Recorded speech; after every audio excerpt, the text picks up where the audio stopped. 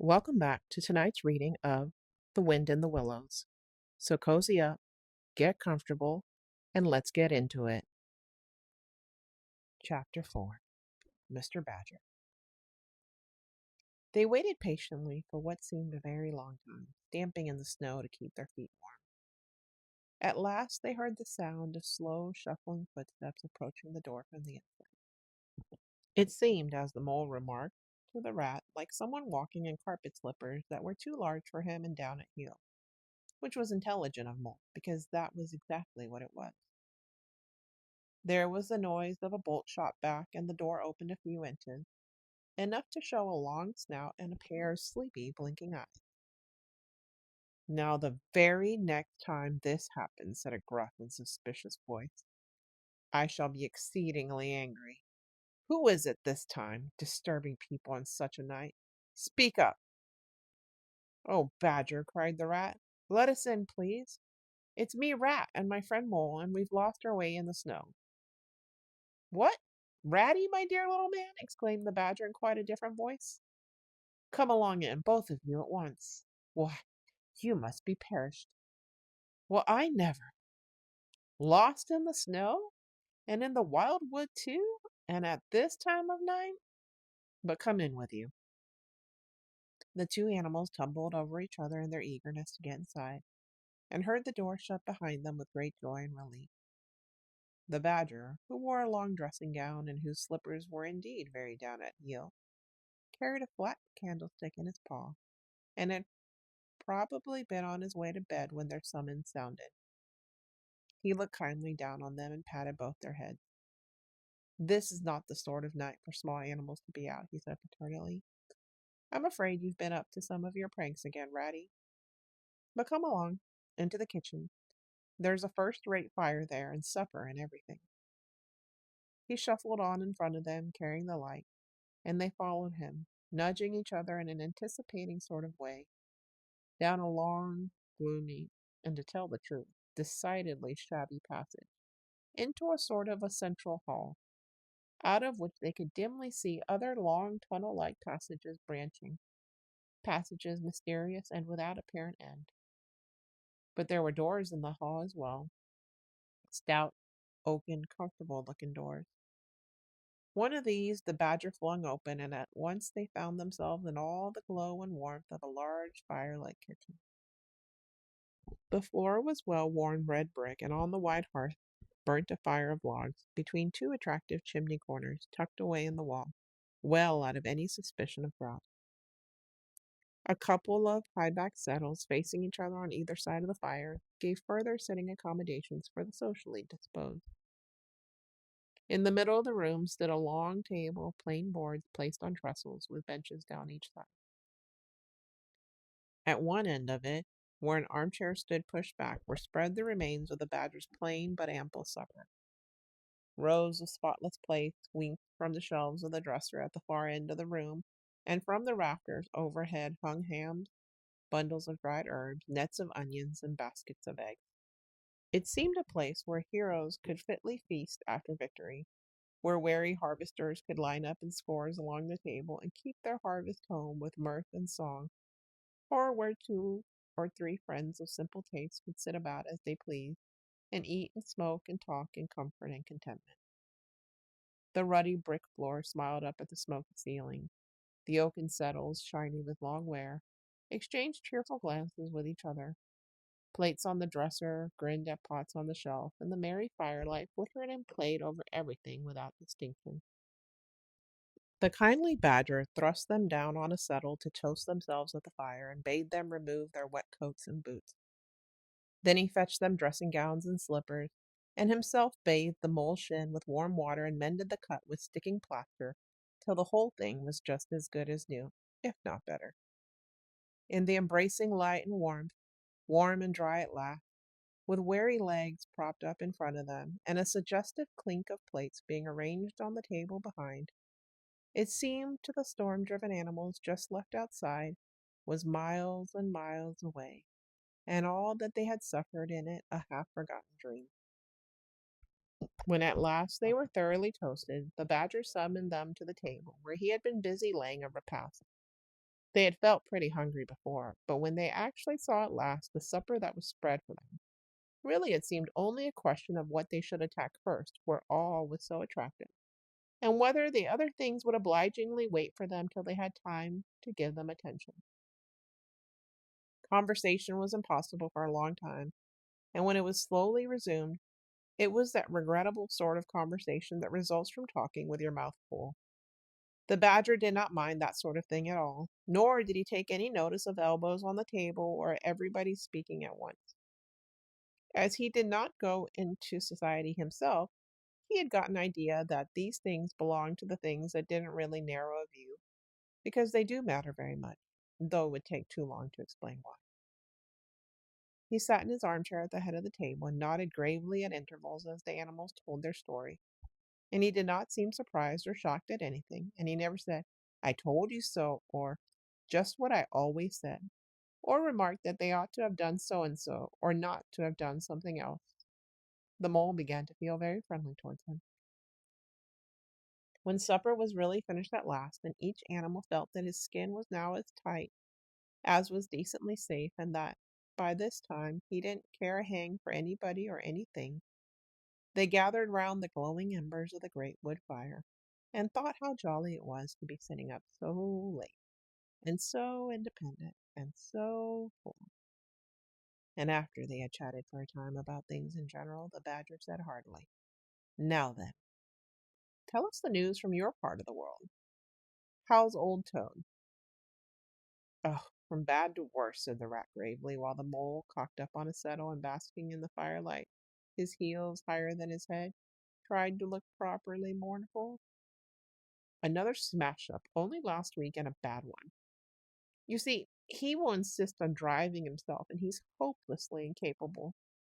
If he'd only employ a decent, steady, well-trained animal, pay him good wages, and leave everything to him, he'd get on all right. But no, he's convinced he's a heaven-born driver, and nobody can teach him anything, and all the rest follows." "How many has he had?" inquired the badger gloomily. "Smashes or machines?" asked the rat. "Oh, well, after all, it's the same thing with Toad. This is the seventh. As for the others, you know that coach house of his? Well, it's piled up, literally piled up to the roof, with fragments of motor cars, none of them bigger than your hat. That accounts for the other six, so far as they can be accounted for. He's been in hospital 3 times," put in the mole, "and as for the fines he's had to pay, it's simply awful to think of." "Yes, and that's part of the trouble," continued the rat. "Toad's rich, we all know, but he's not a millionaire, and he's a hopelessly bad driver, and quite regardless of law and order. Killed or ruined, it's got to be one of the two things sooner or later. Badger, we're his friends. Oughtn't we to do something?" The badger went through a bit of hard thinking. "Now look here," he said at last rather severely, "of course you know I can't do anything now." His two friends assented, quite understanding his point. No animal, according to the rules of animal etiquette, is ever expected to do anything strenuous or heroic or even moderately active during the off season of winter. All are sleepy, some actually asleep. All are weather bound more or less, and all are resting from arduous days and nights, during which every muscle in them has been severely tested and every energy kept at full stretch. "Very well, then," continued the badger, but But when once the year has really turned, and the nights are shorter, and halfway through them one rouses and feels fidgety and wanting to be up and doing by sunrise, if not before, you know." Both animals nodded gravely. They knew. "Well, then," went on the badger, "we, that is, you and me and our friend the mole here, we'll take Toad seriously in hand. We'll stand no nonsense whatsoever. We'll bring him back to reason by force if need be. We'll make him be a sensible Toad. We'll—" "You're asleep, rat." "Not me," said the rat, waking up with a jerk. "He's been asleep 2 or 3 times since supper," said the mole, laughing. He himself was feeling quite wakeful and even lively, though he didn't know why. The reason was, of course, that he, being a naturally an underground animal by birth and breeding, the situation of Badger's house exactly suited him and made him feel at home. While the rat, who slept every night in a bedroom the windows of which opened on a breezy river, naturally felt the atmosphere still and oppressive. Well, it's time we were all in bed, said the Badger, getting up and fetching flat candlesticks. Come along, you two, and I'll show you your quarters. And take your time tomorrow morning. Breakfast at any hour you please. He conducted the two animals to a long room that seemed half bedchamber and half loft. The Badger's winter stores, which indeed were visible everywhere, took up half the room. Piles of apples, turnips, and potatoes, baskets full of nuts, and jars of honey. But the two little white beds on the remainder of the floor looked soft and inviting, and the linen on them, though coarse, was clean and smelt beautifully of lavender, and the mole and the water rat, shaking off their garments in some 30 seconds, tumbled in between the sheets in great joy and contentment. In accordance with the kindly Badger's injunction, the two tired animals came down to breakfast very late next morning and found a bright fire burning in the kitchen, with two young hedgehogs sitting on a bench at the table eating oatmeal porridge out of wooden bowls. The hedgehogs dropped their spoons, rose to their feet, and ducked their heads respectfully as the two entered. There, sit down, said the rat pleasantly, and go on with your porridge. Where have you youngsters come from? Lost your way in the snow, I suppose? Yes, please, sir, said the elder of the two hedgehogs respectfully. Me and little Billy here, we was trying to find our way to school. Mother would have us go. Was the weather ever so? And of course we lost ourselves, sir. And Billy, he got frightened and took and cried, being young and faint-hearted. And at last we happened up against Mr. Badger's back door, and made so bold as to knock, sir. For Mr. Badger, he's a kind-hearted gentleman, as everyone knows. I understand, said the rat, cutting himself some rashers from a side of bacon while the mole dropped some eggs into a saucepan. And what's the weather like outside? You needn't sir me quite so much, he added. Oh, terrible bad, sir. Terrible deep the snow is, said the hedgehog. No getting out for the likes of you gentlemen today. Where's Mr. Badger? Inquired the mole as he warmed the coffee pot before the fire. The master's gone into his study, sir, replied the hedgehog, and he said as how he was going to be particular busy this morning, and on no account was he to be disturbed. This explanation, of course, was thoroughly understood by everyone present. The fact is, as already set forth, when you live a life of intense activity for 6 months in the year, and of comparative or actual somnolence for the other 6, during the later period you cannot be continually pleasing sleepiness when there are people about or things to be done. The excuse gets monotonous. The animals well knew that Badger, having eaten a hearty breakfast, had retired to his study and settled himself in an armchair with his legs up on another, and a red cotton handkerchief over his face, and was being busy in the usual way at this time of the year. The front door bell clanged loudly, and the rat, who was very greasy with buttered toast, sent Billy, the smaller hedgehog, to see who it might be.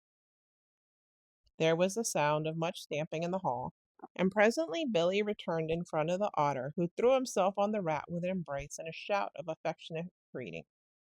Get off, spluttered the rat with his mouth full. Thought I should find you here, all right, said the otter cheerfully. They were all in a great state of alarm along Riverbank when I arrived this morning. Rat never been home all night, nor mole either. Something dreadful must have happened, they said. And the snow had covered up all your tracks, of course. But I know that when people were in any fix, they mostly went to Badger, or else Badger got to know of it somehow. So I came straight off here, through the wild wood and the snow. My, it was fine. Coming through the snow as the red sun was rising and showing against the black tree trunks. As you went along in the stillness, every now and then masses of snow slid off the branches suddenly with a flop, making you jump and run for cover. Snow castles and snow caverns had sprung up out of nowhere in the night, and snow bridges, terraces, ramparts. I could have stayed and played with them for hours. Here and there, great branches had been torn away by the sheer weight of the snow, and robins perched and hopped on them in their perky, conceited way, just as if they had done it themselves. A ragged string of wild geese passed overhead, high on the gray sky, and a few rooks whirled over the trees, inspected and flapped off homewards with a disgusted expression. But I met no sensible being to ask the news of. About halfway across, I came on a rabbit sitting on a stump, cleaning his silly face with his paws. He was a pretty scared animal when I crept up behind him and placed a heavy forepaw on his shoulder. I had to cuff his head once or twice to get any sense out of it at all. At last I managed to extract from him that Mole had been seen in the wild wood last night by one of them. It was the talk of the burrows, he said. How Mole, Mr. Rat's particular friend, was in a bad fix. How he had lost his way, and they were up and out hunting and were chivying him round and round. Then why didn't any of you do something? I asked. You mayn't be blessed with brains, but there are hundreds and hundreds of you big stout fellows, as fat as butter and your burrows running in all directions, and you could have taken him in and made him safe and comfortable, or tried at all events. What, us? He merely said. Do something? Us rabbits? So I cuffed him again and left him. There was nothing else to be done. At any rate, I had learned something, and if I had had the luck to meet any of them, I'd have learned something more, or they would. Weren't you at all, nervous? Asked the mole, some of yesterday's coming back to him at the mention of the wildwood. Nervous? The otter showed a gleaming set of strong white teeth as he laughed. I'd give 'em nerves if any of 'em tried anything on with me. Here, Mole, fry me some slices of ham like the good little chap you are.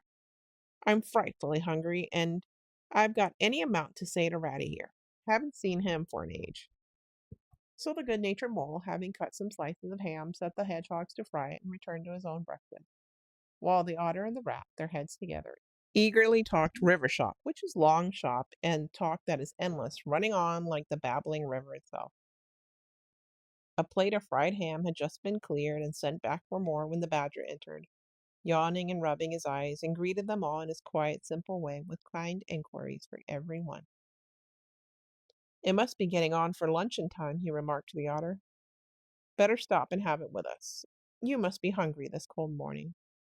Rather, replied the otter, winking at the mole. The sight of these greedy young hedgehogs stuffing themselves with fried ham makes me feel positively famished. The hedgehogs, who were just beginning to feel hungry again after their porridge and after working so hard at their frying, looked timidly up at Mr. Badger, but were too shy to say anything.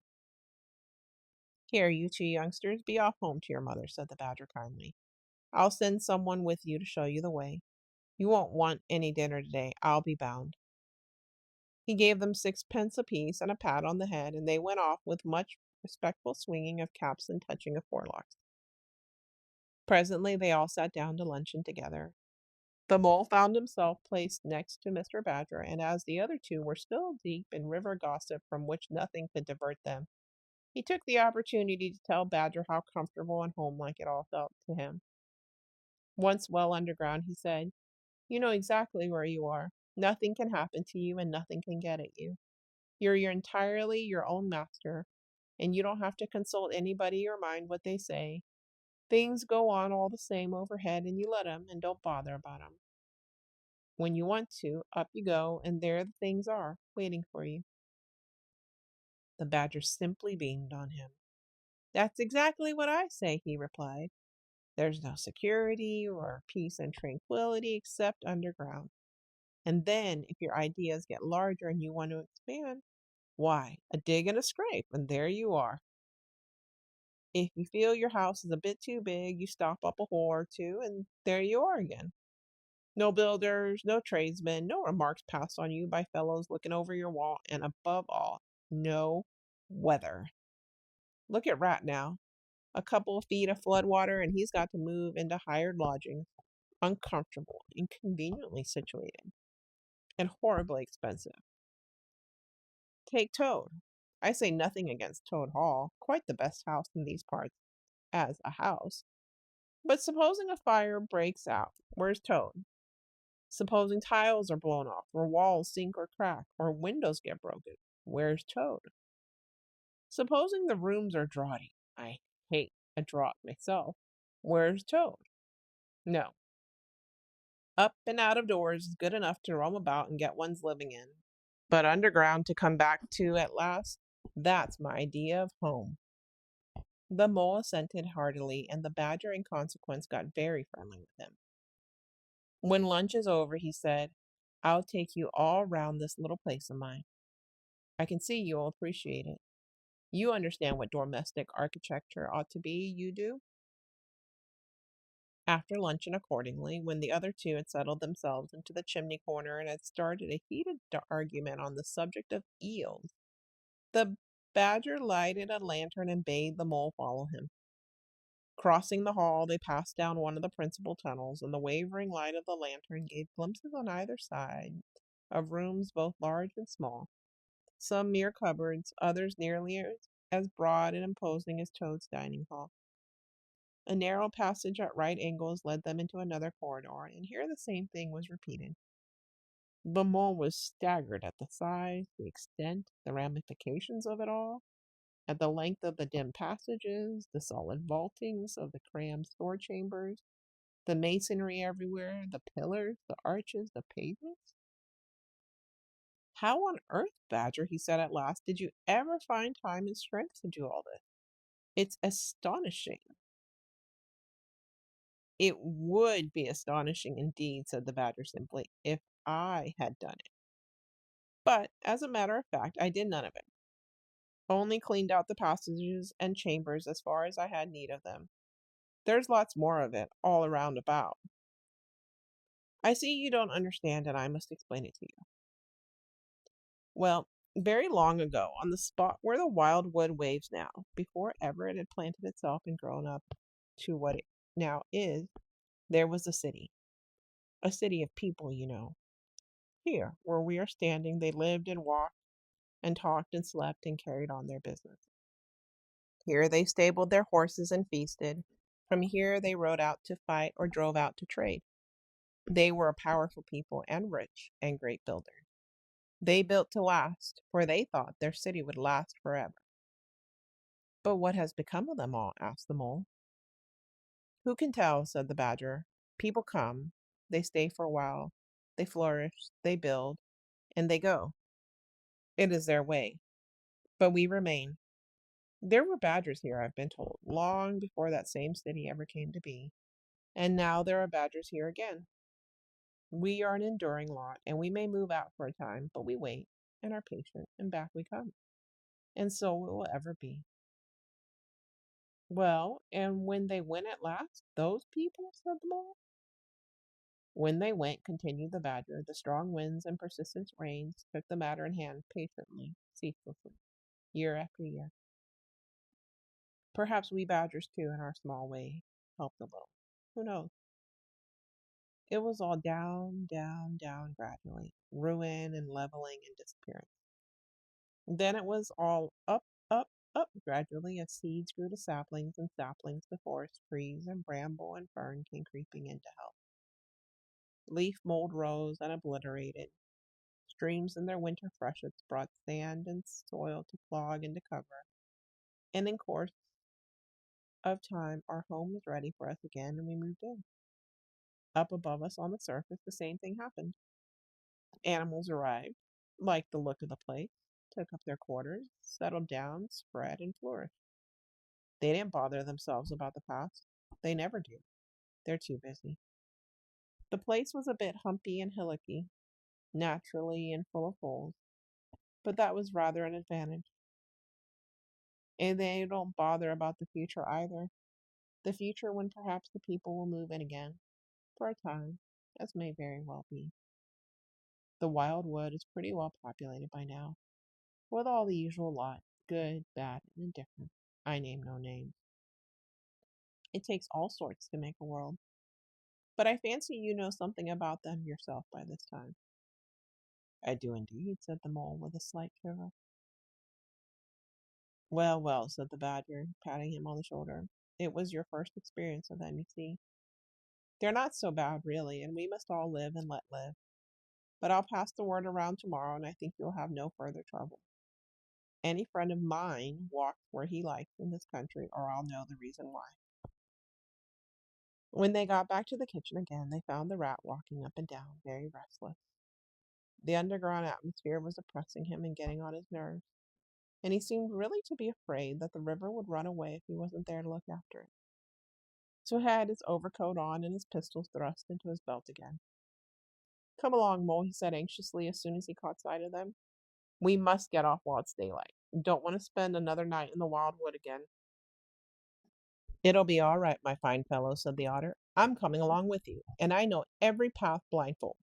And if there's a head that needs to be punched, you can confidently rely upon me to punch it." "You really needn't fret, Ratty," added the Badger placidly. "My passages run further than you think, and dive bolt holes to the edge of the wood in several directions, though I don't care for everybody to know about them. When you really have to go, you shall leave by one of my shortcuts. Meantime, make yourself easy and sit down again." The Rat was nevertheless still anxious to be off and attend to his river, so the Badger, taking up his lantern again, led the way along a damp and airless tunnel that wound and dipped, part vaulted, part hewn through solid rock, for a weary distance that seemed to be miles.